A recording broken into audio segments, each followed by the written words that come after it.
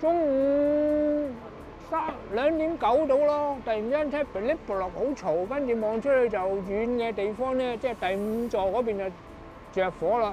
跟住走落街睇，話原來係第5座燒得好犀利，即刻翻屋企執嘢咯。跟住就走落街到而家啦，都成3個幾鐘頭都有㗎啦。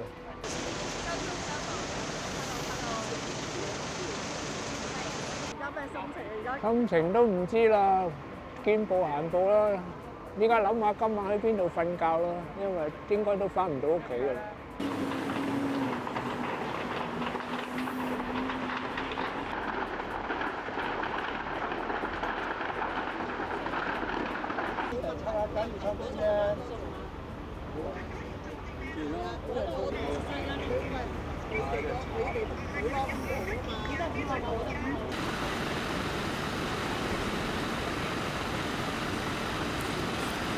而家個心情梗係唔靚啦，睇到咁多間，即係咁多座都着火，你睇有啲直頭都係燒到入去屋嗰度咯。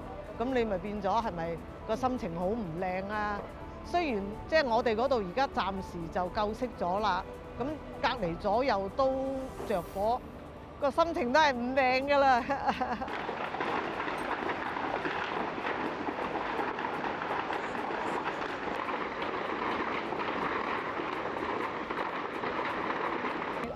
如果俾我哋翻上去，你都要慢慢執嘢啊咁噶啦，唔係你又好似話真係搬唔到噶啦嘛，搬去邊啊？又唔係話多，唔係話多屋多城啊咁樣，咁你都要面對現實咯，係咪啊？